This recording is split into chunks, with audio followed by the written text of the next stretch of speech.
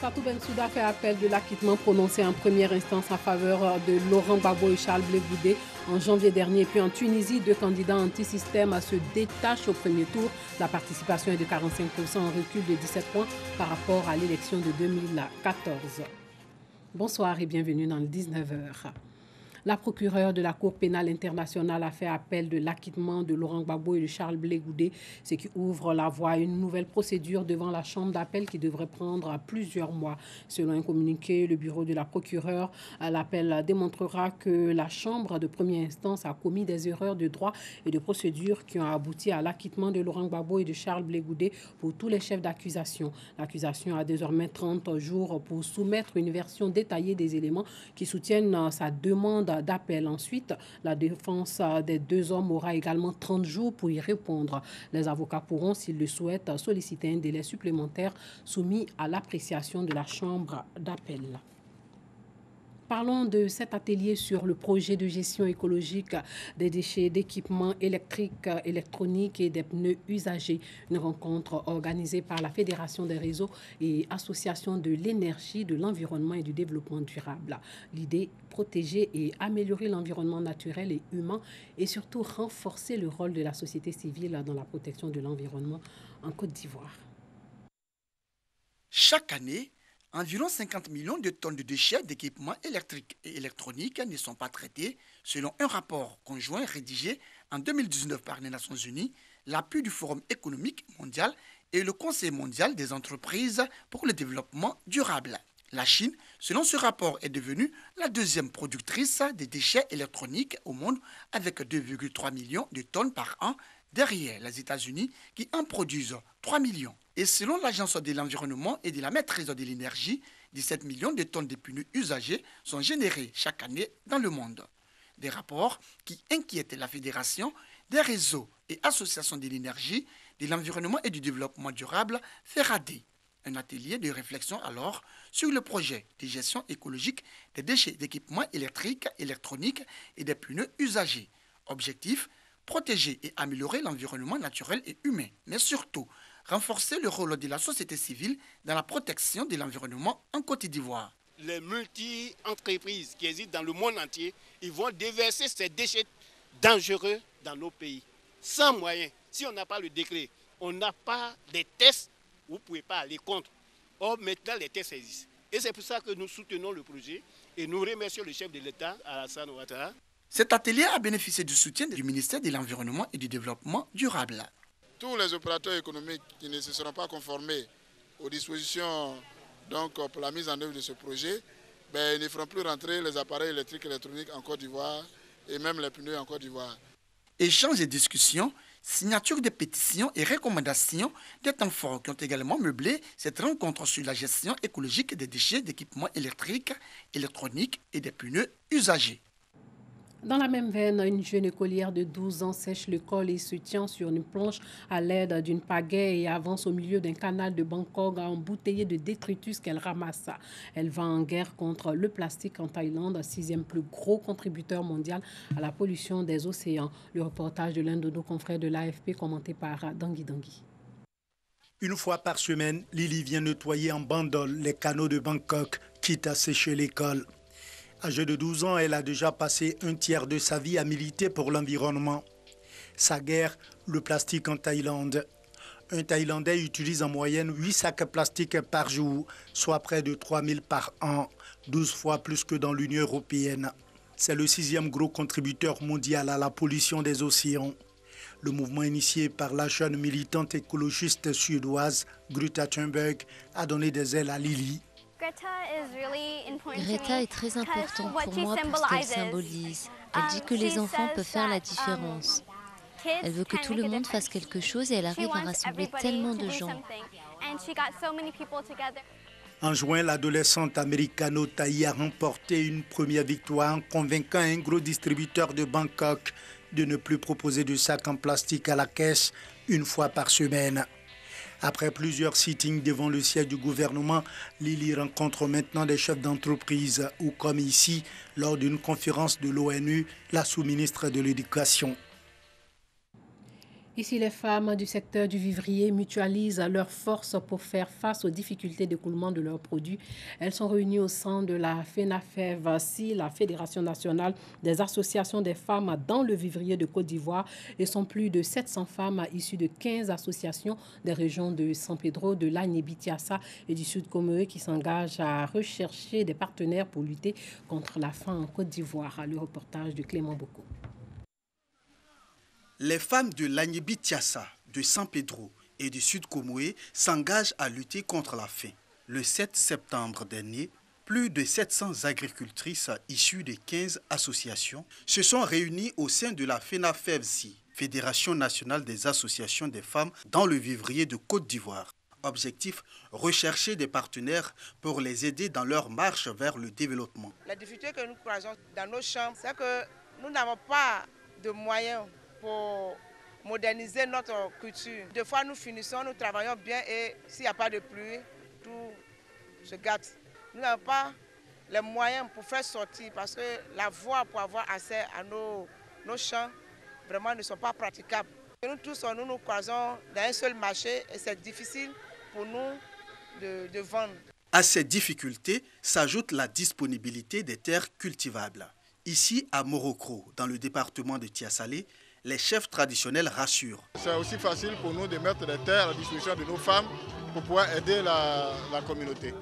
Parce qu'aujourd'hui, les femmes qui ont le pouvoir de gérer les choses, ça arrange tout le monde véritablement. Récemment, la structure Ambrita, qui œuvre dans le domaine de l'agriculture, a aidé ces femmes à se former sur les techniques culturelles. Nous avons constaté que nos mamans dans le monde rural, il y en a même qui chargent des bagages sur les têtes, marchant des kilomètres pour aller vendre, ne serait qu'y avoir un petit sou pour pouvoir se nourrir.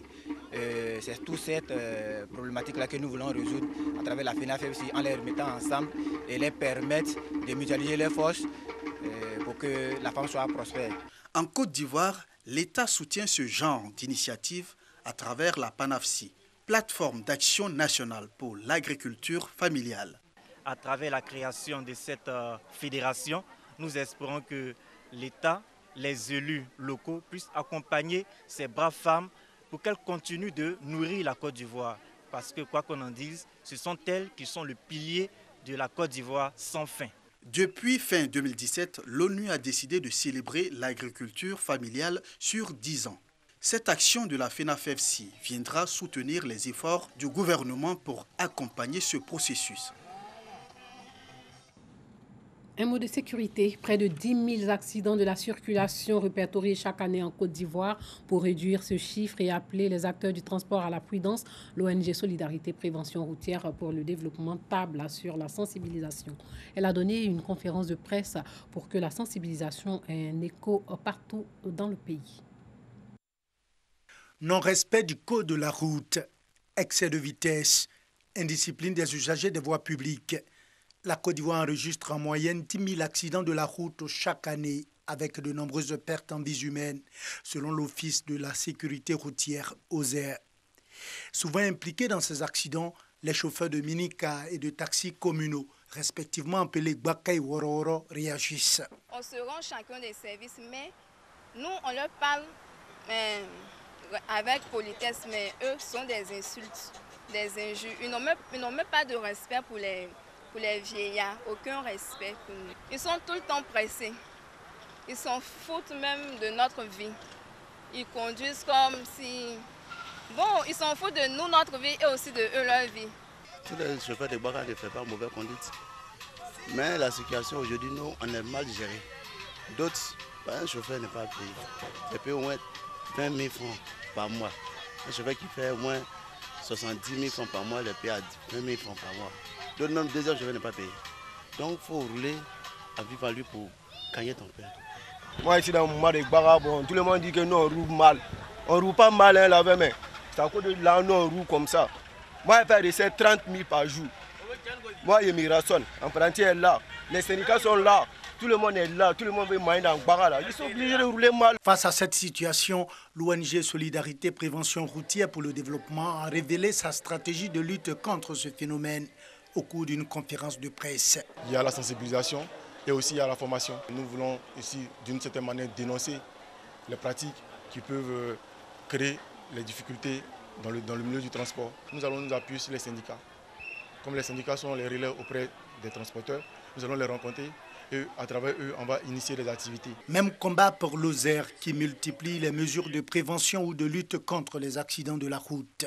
L'État ivoirien, à l'heure où nous vous parlons, organise une formation à Lozère. Nous formons les gestionnaires de transport en matière de transport de marchandises. Nous formons également les conducteurs. Et c'est pourquoi, dans la salle, nous avons exhorté les uns et les autres à prendre la tâche au Haut Conseil du patronat des transports, bien entendu, afin de bénéficier de cette formation. Car à la base, il faut la formation, il faut un changement de comportement.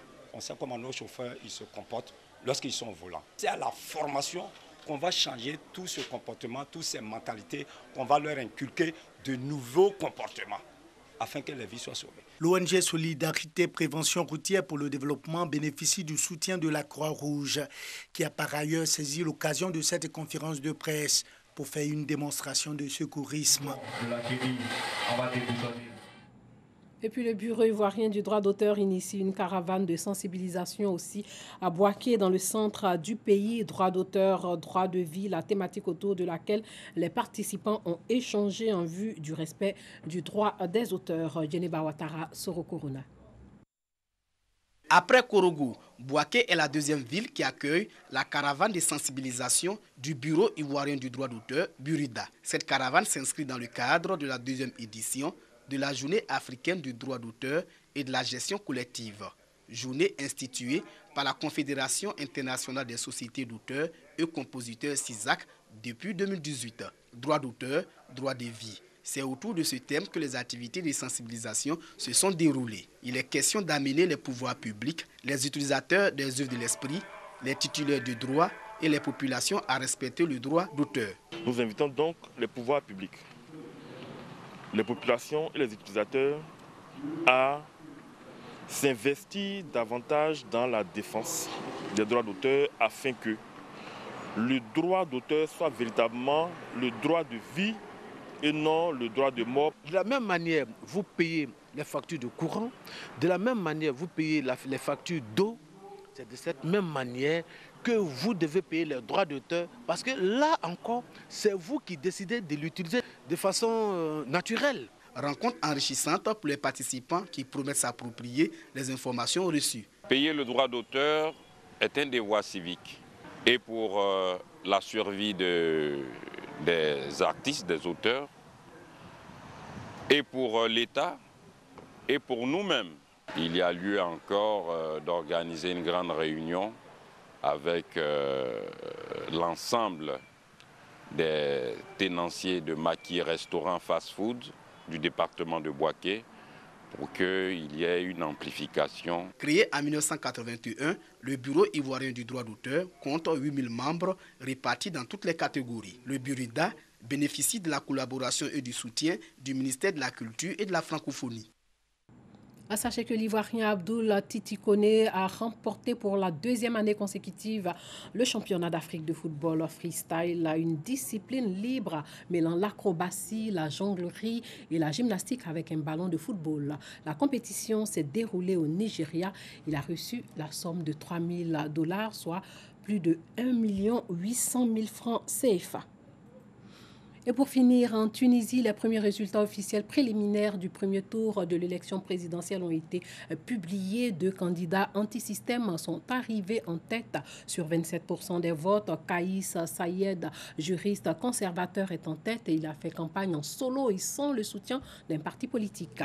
Face à lui, Nabil Karaoui, un homme d'affaires patron d'une chaîne de télévision qui s'est fait connaître en multipliant les opérations caritatives dans les zones rurales défavorisées. Mais sa campagne a surtout défrayé la chronique car il est en prison depuis 1 mois pour des soupçons de fraude fiscale et de blanchiment d'argent. C'est donc pour le moment sa femme qui le représente en meeting.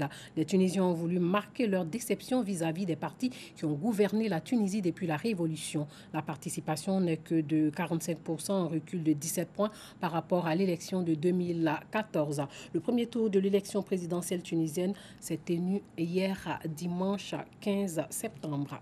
Voilà, c'est tout pour ce soir. Merci de nous avoir suivis et surtout, portez-vous bien.